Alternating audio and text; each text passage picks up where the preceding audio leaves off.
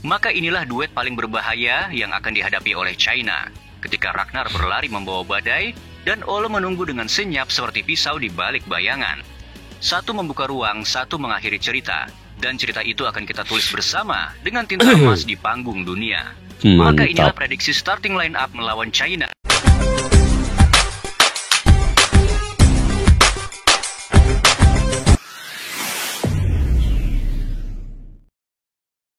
Assalamualaikum dan salam persaudaraan, salam sepak bola. Selamat bertemu kembali guys di channel Askalani Studio. Saya mendoakan kalian semoga sentiasa dimurahkan rezeki, diberikan kesehatan yang baik dan juga sentiasa sukses dalam apa jua yang kalian usahakan. Oke guys, insya Allah pada hari ini saya akan coba untuk mereaksi yang mana judulnya saat China harus menghadapi line up paling mengerikan timnas Indonesia saat ini. Oke, kalau ikutkan tarik bermainnya, tanggalnya Indonesia melawan China itu pada 5 Juni. 5 Juni ya, hanya tinggal sebulan lagi guys, 5 Juni ini. Hanya tinggal sebulan persiapan dan kini sekarang ini Indonesia sudah mulai untuk latihan ya.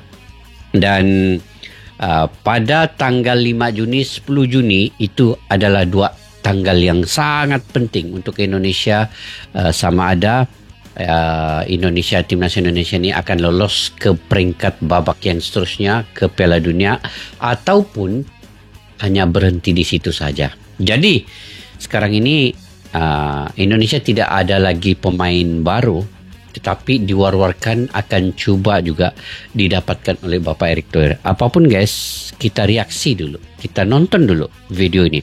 Saat China harus menghadapi line up paling mengerikan timnas Indonesia ini. Apa di sebalik judul ini? Di akhir video saya akan memberi ulasan terkait dengan pemain-pemain ini. Oke, yuk kita simak video ini.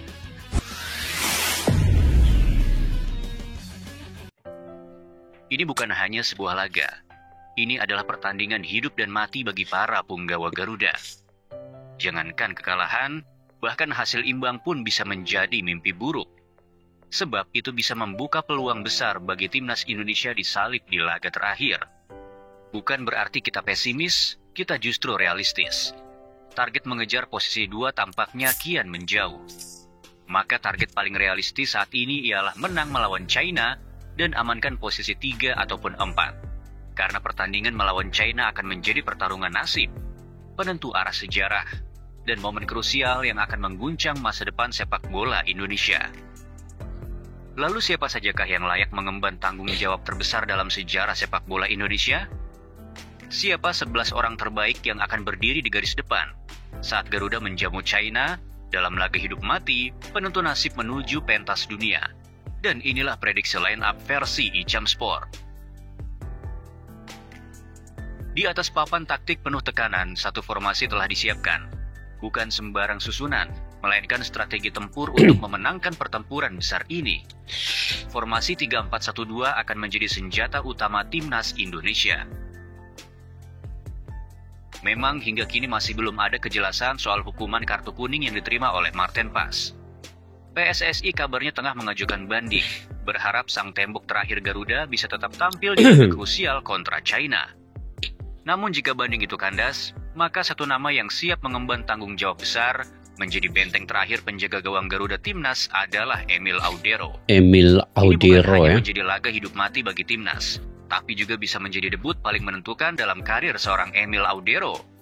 Debut di tanah air, debut di Gelora Bung Karno, dan debut dalam pertarungan yang bisa mengubah sejarah sepak bola Indonesia.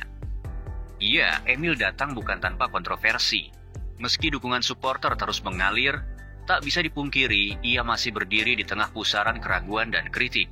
Namun justru disitulah letak kisah besarnya.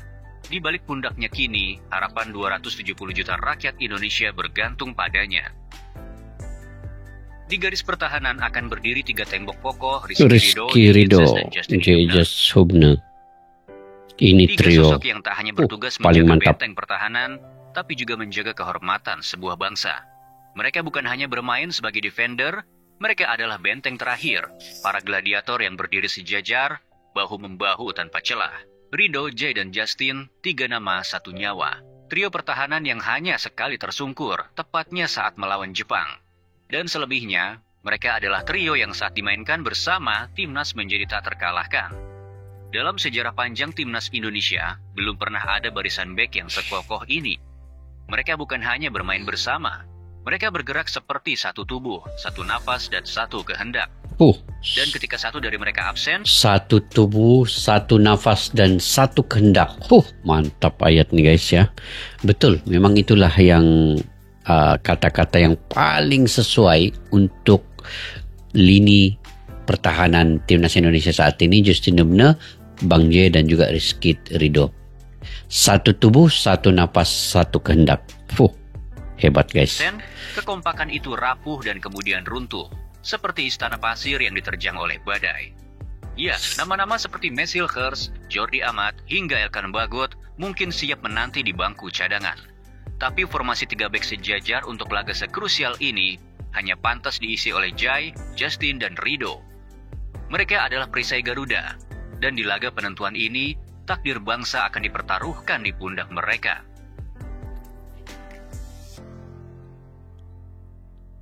Di posisi bek kiri dan kanan timnas akan ada nama Kelvin Verdong dan Kevin Dix. Kelvin Verdong ya. Saat kita menoleh ke sisi lapangan, 2 sosok inilah yang bisa menjadi pembeda antara kemenangan dan kehancuran. Duet Kevin Dix dan Kelvin Verdong, duet yang saat ini bisa disebut sebagai kombinasi terbaik yang dimiliki oleh timnas Indonesia di sektor sayap pertahanan. Khusus nama Kelvin Verdong, kita semua tahu dia bukan pemain biasa. Ia adalah senjata yang tajam ketika ditempatkan di tempat yang tepat, yaitu bermain sebagai fullback kiri. Namun sayangnya, 2 kali sudah kita menyaksikan Verdong dipaksa bermain di posisi yang bukan habitat aslinya, yaitu left center back atau LCB. Yang pertama melawan China dan yang kedua melawan Australia. 2 pertandingan mengubah posisi Verdong, dan yang terjadi 2 kekalahan yang menghancurkan timnas Indonesia.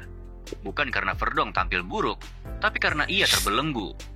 Seorang Verdong yang biasa berlari menyisir sisi kiri, saat ia menjadi left center back, ia harus menahan diri. Bukan karena takut, tapi karena ia tahu ketika seorang center back maju meninggalkan posnya, maka celah yang ditinggalkan adalah undangan maut bagi lawan. Ia tak bisa sebebas biasanya. Ia tak bisa menusuk ke depan, dan ia tak bisa menjadi senjata rahasia bagi timnas.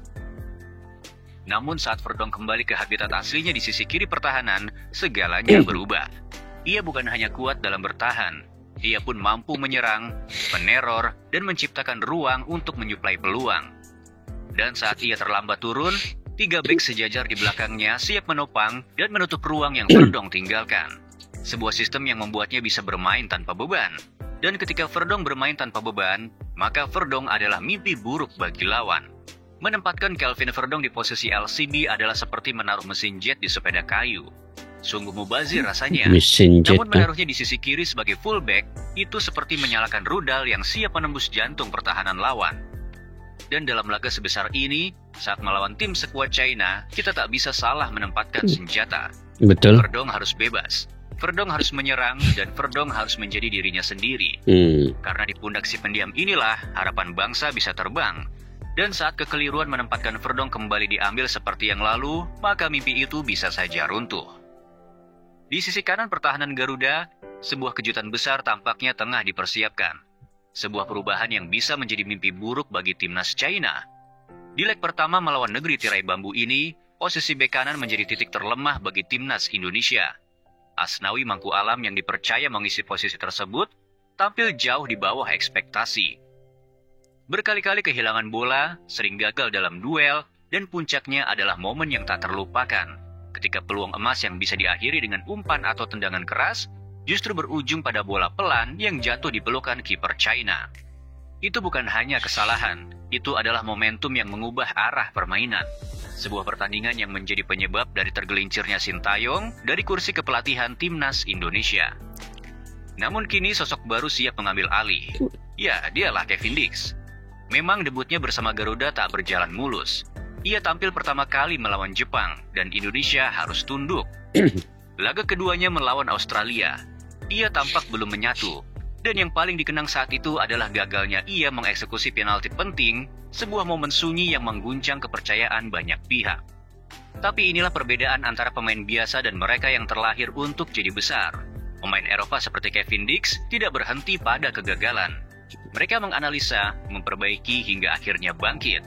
Dan pada pertandingan ketiganya saat melawan Bahrain, Kevin menjawab semua keraguan dengan aksi yang mengagumkan. Ia menjelma menjadi benteng kokoh di sisi kanan, memenangkan duel demi duel, menggagalkan serangan demi serangan. Dan bukan hanya bertahan, Kevin juga menjadi motor serangan, melepaskan umpan-umpan tajam, menusuk jauh ke pertahanan lawan, dan membuka ruang bagi lini depan. Kini bersama Kelvin Verdong di kiri dan Kevin Dix di kanan, timnas Indonesia memiliki dua sayap pertahanan yang tak hanya kokoh saat bertahan, tapi juga tajam saat menyerang. Dua pedang di ujung sayap Garuda, dua energi yang bisa mengubah sisi lapangan menjadi arena kehancuran bagi lawan. Dan duet ini, duet antara Kevin dan Verdong, bukan hanya sebagai pengisi posisi. Mereka adalah roh dari keseimbangan timnas Indonesia. Dalam menyerang, mereka menciptakan teror. Dalam bertahan, mereka seperti menyegel gerbang terakhir. Dan dalam pertandingan hidup mati ini, mereka bisa menjadi pembeda antara gugur atau terbang ke langit menuju mimpi Piala Dunia. Mantap. Kevin Dix, Kelvin Verdong. Jantung serangan timnas Indonesia.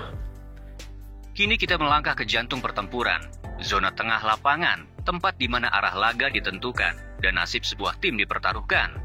Di sektor ini hanya ada dua punggawa yang berdiri tegak, Tom Hai dan Joey Pelopessi.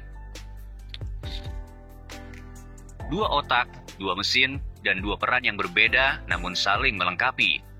Yang satu Tom adalah Hai, arsitek, Pelopessi. yang satunya lagi adalah penghancur. Tom adalah sang kreator, otak serangan timnas Indonesia.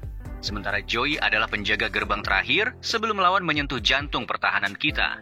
Satu mengukir, yang satunya lagi menggempur. Mantap. Dan peran mereka bukan hanya penting, mereka adalah pondasi. Kita tentu masih ingat betapa rapuhnya lini tengah timnas Indonesia ketika dihantam Australia. Saat itu duet antara Tom dan Nathan begitu mudah ditembus. Dan hasilnya timnas Indonesia remuk, kemudian 5 gol bersarang tanpa ampun. Namun saat menghadapi Bahrain semuanya berubah. Saat itu masuklah Joey Pelopessi. Dan malam itu, lini tengah kita yang semula mati, kemudian seperti berhasil terlahir kembali. Joey menjalankan satu tugas mulia, yaitu rebut saja bola dan serahkan kepada Tom. Sederhana bukan? Tapi di sanalah letak kekuatan sejatinya. Dengan Joey yang berdiri kokoh dalam menghentikan setiap serangan dari sektor tengah, Tom pun mendapatkan ruang. Bukan hanya sekadar space, melainkan ruang untuk berpikir, untuk mengimajinasikan, dan untuk mengukir serangan demi serangan. Dan kita semua tak akan pernah lupa momen emas itu. Sebuah umpan pendek dari Joey ke Tom. Dan Tom mengirim direct ball menusuk ke jantung pertahanan Bahrain. Ini Marcelino menerima bola visioner itu. Kemudian mengirim bola itu ke Ole Romani dan Ole gol pun Romani tercipta. Sebuah pola paling sederhana, namun jadi pola paling mematikan. Sebuah kombinasi yang tak hanya mengubah permainan, tetapi juga mengubah harapan menjadi hidup, bahkan bisa mengubah sejarah. Dan dalam laga melawan China, laga yang penuh tekanan dan laga penuh pertaruhan antar bangsa, duet ini akan menjadi denyut nadi Garuda. Jika duet ini bermain dengan sempurna, maka langit GBK akan bergetar. Jika mereka gagal, maka gelap akan menyelimuti mimpi ke Piala Dunia. Namun malam itu kita percaya, Joey akan menjadi palu, dan Tom akan menjadi kuas. Dan kita pun tak akan berhenti untuk meyakini jika mereka akan menuliskan cerita kemenangan untuk bangsa ini. Mantap bagian lini tengah Joey Pelopessi dan juga Tom sang kreator. Kini kita maju ke lini yang menjadi jantung kreativitas, tempat di mana lahirnya inspirasi dan ledakan kejutan. Di posisi attacking midfielder, hanya satu nama yang pantas berdiri di sana, Marcelino Ferdinand, pemain muda yang sejak era Sintayong hingga Patrick Kluivert, posisinya tak tergoyahkan dari daftar utama. Marcelino rasanya sungguh beruntung memiliki kemampuan bermain di posisi ini, karena tak ada satupun pemain diaspora yang benar-benar berposisi sebagai gelandang serang murni. Ada juga pemain lokal kita yang lain, yakni Ricky Kambuaya. Sebagai informasi, Ricky adalah seorang central midfielder, walaupun ia pernah dimainkan di posisi AMF. Sementara Marcelino, dialah seniman di belakang striker, penjelajah ruang dan pengintai celah. Ia punya insting, ia punya timing, ia tahu kapan harus muncul dari balik bayangan pertahanan lawan, dan kapan menusuk dari lini kedua. Berkali-kali ia muncul di posisi yang tak terkawal.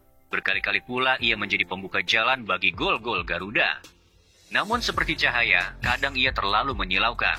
Ia disorot karena seringkali terlalu percaya diri, memaksakan penyelesaian sendiri, dan enggan berbagi saat ada peluang lebih besar untuk mencetak gol lewat rekan setimnya.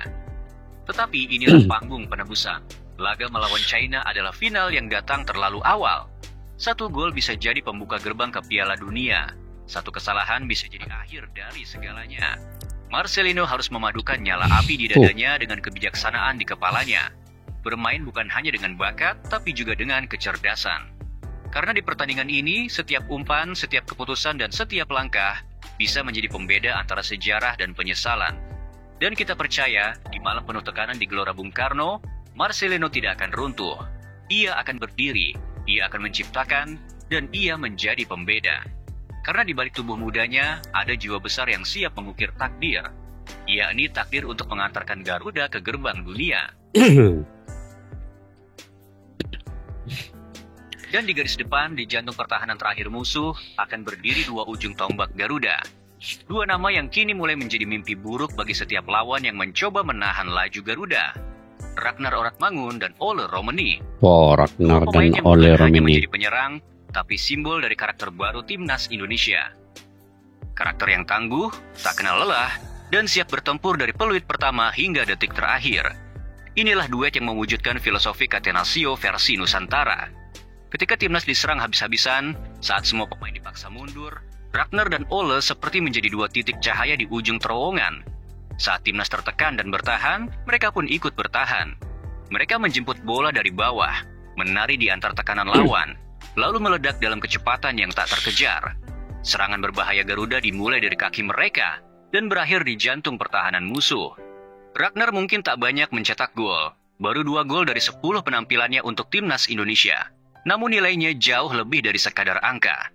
Ia adalah penjaga ritme dan pemicu tekanan, pejuang tanpa lelah yang mampu menutup celah, menekan lawan, dan kembali menyerang seolah memiliki paru-paru dari baja. Paru-paru dari Ragnar baja. adalah simbol kerja keras. Simbol dari timnas yang tak hanya bermain, tapi berperang di setiap jengkal lapangan. Namun sepak bola butuh lebih dari sekadar kerja keras. Timnas juga butuh finisher berdarah dingin. Dan disinilah Ole Romani menjelma sebagai peluru emas. Baru 2 kali bermain untuk timnas, 2 gol sudah ia lesatkan. 1 peluang cukup, 1 ruang kecil pun cukup, dan Ole menjadikannya seperti senjata pemusnah. Kita semua masih mengingat bagaimana dengan ketenangan mematikan, Ole merobek gawang Australia. Malam itu seperti menjadi sebuah pertunjukan, inilah striker yang selama ini dicari Indonesia. Efisien, klinis, tanpa perlu basa-basi. Lebih dari itu, Ole kini sudah jadi pujaan publik. Baru 2 kali membela merah putih, dan namanya sudah bergema dari tribun stadion. Sebuah pengakuan yang tak bisa dibeli, hanya bisa diraih dengan performa yang luar biasa. Maka inilah duet paling berbahaya yang akan dihadapi oleh China.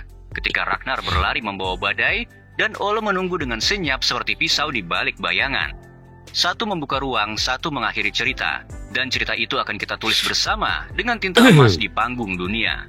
Maka inilah prediksi starting line up melawan China. Kesebelasan terbaik yang dimiliki timnas Indonesia dalam mengukir mimpi itu menjadi nyata. Di sana ada 4 nama, 4 sosok yang di leg pertama belum mereka lihat, belum mereka hadapi. Namun kini siap ngacak-ngacak barisan pertahanan China. Emil Audero, Kevin Dix, Joey Pelopesi, dan Ole Romani. 4 nama yang akan menjadi mimpi buruk bagi timnas China. Di leg pertama, mereka tak tahu bagaimana rasanya gawang itu dilindungi oleh ketangguhan bernama Emil Audero. Mereka tak tahu bagaimana kerasnya duel udara melawan Dix, tak tahu kejamnya Joey merampas bola di tengah, dan tak pernah membayangkan bagaimana satu celah kecil saja akan dihukum tanpa ampun oleh Ole Romani. Kini mereka akan tahu, kini mereka akan merasakan. 4 pemain yang datang bukan hanya untuk bermain, tapi untuk menyelesaikan cerita yang belum tuntas. Dan kini semuanya menuju satu titik, satu laga, satu stadion, dan tentu saja satu kesempatan emas yang tak boleh disia-siakan. Ini bukan hanya pertandingan hidup mati, ini adalah pertaruhan martabat, harga diri, dan masa depan sepak bola Indonesia. Ketika peluit dibunyikan di GBK nanti, dunia akan menyaksikan bahwa Merah Putih bukan lagi tim penggembira, tapi pasukan yang siap mengguncang dunia. Kita tak datang untuk menonton sejarah, kita datang untuk menulisnya, dengan darah, keringat, dan semangat yang tak pernah padam, Untuk Indonesia, untuk mimpi yang tak pernah padam. Inilah saatnya untuk Garuda membuktikan diri, dan dengan semua itu kita tak akan berhenti untuk menggaungkan, bersiaplah China, timnas Indonesia akan menerkam.